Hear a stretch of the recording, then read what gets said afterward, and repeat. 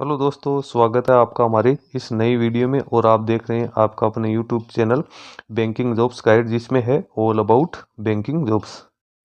दोस्तों, आज का वीडियो मैं उन कैंडिडेट्स के लिए बना रहा हूं जो candidate SBI probationary officer recruitment 2025 में अपना एप्लीकेशन फॉर्म फिलअप कर रहे हैं इसकी, या जो कैंडिडेट इसका एप्लीकेशन फॉर्म फिलअप कर चुके हैं जिसकी वैकेंसी के बाद इसकी एग्जाम की तैयारी में लगे हुए। दोस्तों, एग्जाम कैसी भी होता है, वो बैंकिंग सेक्टर की हो या किसी सेक्टर की हो, चाहे टेक्निकल हो या आईटी की हो। दोस्तों, आज के समय में सरकारी जो वैकेंसी है उसमें कंपटीशन इतना ज्यादा हो गया है कि बहुत सारे कैंडिडेट हम फॉर्म फिलअप करें। इसमें भी मैं आपको कहूँ तो लाखों की संख्या में यहाँ पे कैंडिडेट से एप्लीकेशन फॉर्म फिलअप करेंगे, तो इसकी मेरिट लिस्ट भी काफी यहाँ पे हाई जाने वाली है। तो कैंडिडेट कौन सी चीजों को दिमाग में रखे कि वो एग्जाम को क्रैक कर सके। सबसे पहली बात तो ये है कि कैंडिडेट के सबसे पहले तो एग्जाम पैटर्न वो दिमाग में होना जरूरी है। एग्जाम पैटर्न के अकॉर्डिंग ही कैंडिडेट को तैयारी करनी चाहिए। इसके साथ ही सिलेक्शन प्रोसेस क्या है उसके बारे में कैंडिडेट को अच्छा नॉलेज होना जरूरी है, तभी कैंडिडेट है ये एग्जाम हो क्रैक कर सकता है, अन्यथा आपके कई तरह की समस्या आएगी। तो आज के वीडियो में अपन डिस्कशन करेंगे कि एसबीआई पीओ का एग्जाम पैटर्न क्या रहेगा और इसका जो सिलेक्शन प्रोसीजर है क्या रहने वाले, कितने फेज में कैंडिडेट का सिलेक्शन रहेगा और कौन कौन से टॉपिक्स के कितने कितने क्वेश्चंस आपके आएंगे। इसी के आधार पर यदि आप तैयारी करते हो तो आपको आगे चल के सफलता निश्चित रूप से मिलेगी। दोस्तों, डिटेल में मैं आप लोगों को बताऊंगा कि इसका एग्जाम पैटर्न है वो क्या रहने वाला है। तो सभी कैंडिडेट्स है इस वीडियो को ध्यान से देखें, क्योंकि ये वीडियो आपके लिए काफी हेल्पफुल होने वाला है। जल्दी मैं एक वीडियो बनाऊंगा इसके डिटेल सिलेबस के रिगार्डिंग भी, जो कुछ समय बाद में मेरे यूट्यूब चैनल के ऊपर अपलोड है वो कर दिया जाएगा। दोस्तों, चलते हैं वीडियो में आगे, करते हैं इसको प्रोसीड। दोस्तों, सबसे पहले अपन सिलेक्शन प्रोसीजर की बात करें तो यहाँ पे जो प्रोबेशनर ऑफिसर के जो सिलेक्शन किया जाएगा वो यहाँ पे 3 फेज है। उसकी प्रोसेस कंप्लीट होने के बाद कैंडिडेट को यहाँ पे है फाइनल तौर पे शॉर्ट लिस्टेड किया जाएगा। यानी कैंडिडेट को 3 फेज से यहाँ पे गुजरना होगा। तो फेज फर्स्ट होगा, उसमें प्रीलिमिनरी एग्जाम होगी, प्री एग्जाम होगी। प्री एग्जाम है उसमें ऑब्जेक्टिव टाइप के क्वेश्चन आएंगे, यानी मल्टीपल चॉइस वाले क्वेश्चन आएंगे। 100 नंबर का ये पेपर है वो रहेगा, जो कि ऑनलाइन मोड में ही कंडक्ट किया जाएगा। इसमें टोटल 3 सेक्शन रहेंगे, तीनों के लिए आपको टाइमिंग है वो अलग अलग दी जाएगी। यानी ये नहीं है कि आपको 1 घंटा दे दिया तो आप 1 घंटे में कोई सी क्वेश्चन भी कर सकते हो। जो टाइम आपको दे रखा है इसी टाइम में आपको ये जो सेक्शन है कंप्लीट करना जरूरी है, अन्यथा आपका जो टाइम है वो आउट हो जाएगा। अब 3 सेक्शन कौन कौन से? इंग्लिश लैंग्वेज के 40 क्वेश्चन आएंगे, क्वांटिटी एप्टीट्यूड के 30 क्वेश्चन आएंगे, रीजनिंग एबिलिटी के 30 क्वेश्चन आएंगे। टोटल 100 क्वेश्चन हो गए, 100 मार्क्स का रहेगा। 1 घंटे का टाइम आपको दिया जाएगा। नहीं, प्रत्येक जो सेक्शन है उसको 20 मिनट का टाइम यहाँ पे अलॉट किया गया। अब इन तो 3 सेक्शन में कौन कौन से टॉपिक्स आएंगे उसके लिए मैं अलग से वीडियो जल्दी अपलोड करूंगा, तो उसमें आप देख सकते हो कि कौन कौन सा सिलेबस है यहाँ पे रहने वाला है, क्योंकि वीडियो काफी लंबा हो जाएगा यदि एक ही वीडियो में अपन discussion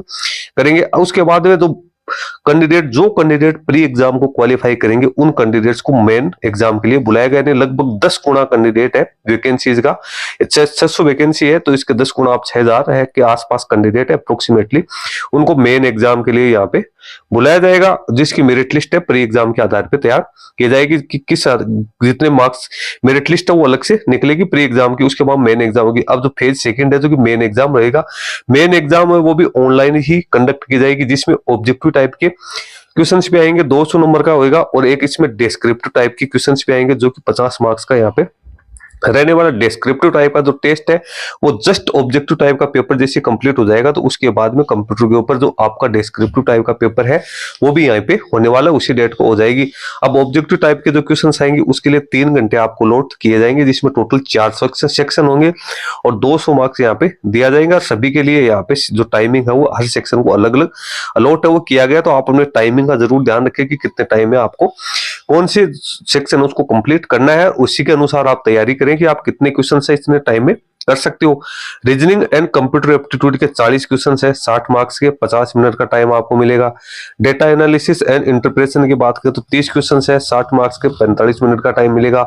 general awareness economy banking knowledge के 60 क्वेश्चन है, 60 मार्क्स के, इसमें आपको 45 मिनट मिलेगी। इंग्लिश लैंग्वेज के 40 क्वेश्चन 20 नंबर के, इसमें आपको 40 मिनट मिलेगी। टोटल 170 क्वेश्चन होंगे, मैक्सिमम मार्क्स 200 है, 3 घंटे का टाइम आपको यहाँ पे अलॉट किया जाएगा। उसके बाद जो डिस्क्रिप्टिव पेपर होगा उसमें communication skill, emails, report, situation analysis और जो प्रीसीज राइटिंग है ये रहने वाली है। इस ये टोटल 50 मार्क्स का होगा और 30 मिनट का टाइम अलॉट किया जाएगा। टोटल यहाँ पे 250 मार्क्स कैंडिडेट के लिए रहने वाले हैं और 3.5 घंटे का टाइम है यहाँ पे अलॉट किया जाएगा। अब जो इसका तो कैंडिडेट को यहाँ पे जो मिनिमम कट ऑफ है, जो क्वालिफाई मार्क्स, वो हर सेक्शन को क्वालिफाई यहाँ पे करना जरूरी नहीं। 4 सेक्शन आपको दे रखे हैं, प्लस में जो डिस्क्रिप्टिव पेपर है उसको अलग अलग आपको यहाँ पे क्वालिफाई करना जरूरी है। तो ये चीज ध्यान रखो, आप सभी में आपको पासिंग मार्क्स तो लाने ही लाने हैं। जो भी पासिंग मार्क्स बैंक की ओर से जो डिसाइड किए जाएंगे उतने मार्क्स तो कैंडिडेट को लाने। एक भी पेपर में आप फेल हो गए, भले दूसरे सेक्शन में आपके कितने भी मार्क्स आए होंगे, उसको यहाँ पे एलिजिबल नहीं माने गए। उसके बाद selection criteria for phase third, ये दोनों फेज जैसे कंप्लीट हो जाएगा तो इसके बाद तीसरे फेज के लिए कैंडिडेट को बुलाएगा। इसमें 3 गुना कैंडिडेट्स को है वो बुलाया जाएगा। इसकी जो मेरिट लिस्ट वो मेन जो फेज सेकंड है उसके आधार पे ही बनेगी। ये जो फेज सेकंड है इसी के आधार पे है कैंडिडेट की फाइनल मेरिट लिस्ट भी बनेगी। प्री एग्जाम का कोई रोल नहीं है, वो ओनली क्वालिफाइंग नेचर की रहेगी। तो आप मेन एग्जाम पे भी आपको फोकस है वो ज्यादा देना है प्री के मुकाबले। अब अपन पेनल्टी की बात करें तो प्रत्येक रॉन्ग आंसर के लिए, भले वो प्री हो या मेन एग्जाम हो, दोनों में रॉन्ग 1/4 वो नेगेटिव मार्किंग भी यहाँ पे रखी गई है। उसके बाद जो फेज थर्ड होगा इसमें आपके 3 प्रकार के टेस्ट होंगे। एक साइक्रोमेट्रिक टेस्ट होगा, उसके बाद ग्रुप एक्सरसाइज होगी और पर्सनल इंटरव्यू है वो यहाँ रखा जाएगा। साइकोमेट्रिक टेस्ट है, साइकोमेट्रिक टेस्ट है जिसमें आपके पर्सनैलिटी प्रोफाइलिंग के संबंधित क्वेश्चन है वो आपकी चेक की जाएगी। इसमें आप देख सकते हो टेस्ट का स्ट्रक्चर है, ग्रुप एक्सरसाइज 20 मार्क्स की होगी, इंटरव्यू 30 मार्क्स का होगा, टोटल आपके 50 मार्क्स यहाँ पे रहने वाले। क्वालिफाइंग मार्क्स है वो अभी यहाँ पे डिस्क्लोज नहीं किए गए, वो बैंक की ओर से डिसाइड किए जाएंगे कि कितने के क्वालिफाइंग मार्क्स है।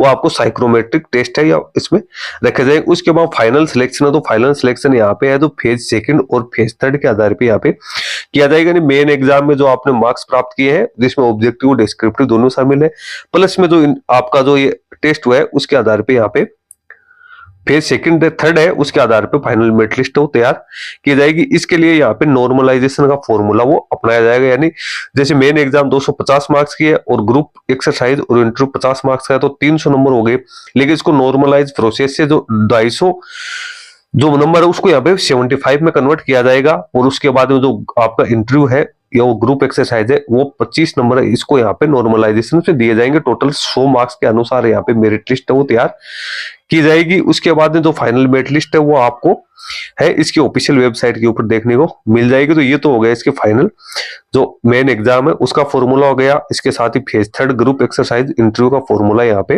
हो चुका है। तो दोस्तों मैंने आप लोगों को बता दिया है, लास्ट में जो नॉर्मलाइजेशन फॉर्मूला होगा उसमें 100 मार्क्स के आधार पे कैंडिडेट की मेरिट लिस्ट तैयार की जाएगी। तो दोस्तों ये सारी जानकारी मैंने आप लोगों को बता दी है, डिटेल में मैंने आप लोगों को बता दिया कि इसका एग्जाम पैटर्न और सिलेक्शन प्रोसेस क्या रहने वाला। सबसे पहले तो कैंडिडेट को जो इसकी प्री एग्जाम है उसकी तैयारी करनी है, उसके तीनों सेक्शन है इसको बराबर टाइमिंग देते हुए कैंडिडेट को इसकी जमकर तैयारी करनी है, क्योंकि अभी आपके पास टाइम है। जैसे आपका प्री एग्जाम क्लियर हो जाता है तो उसके बाद में आपको फोकस मेन एग्जाम पे करना है। मेन एग्जाम में कुछ टॉपिक्स बढ़ेंगे और जो डिफिकल्टी लेवल है वो भी यहाँ पे हार्ड हो जाएगी। ग्रेजुएशन लेवल की यहाँ पे डिफिकल्टी आपको देखने को मिलेगी। उसके बाद में आगे की प्रोसेस, आगे की बाद की प्रोसेस है कि आप फेज थर्ड में जाते हो या नहीं जाते हो, लेकिन आपको अपने तरफ से जितना बेस्ट हो सके आपको मेहनत करनी है, हार्ड वर्किंग करनी है। यदि आप अकॉर्डिंग टू एग्जाम पैटर्न तैयारी करोगे तो आपका सिलेक्शन कभी ना कभी श्योर हो जाएगा। तो दोस्तों इससे संबंधित आपके कोई क्वेरीज है तो आप हमें कमेंट करके बता सकते हैं। इस वीडियो में इतना ही। वीडियो अच्छा लगे लाइक शेयर करना, कोई क्वेरी हो कमेंट करके बताना। धन्यवाद।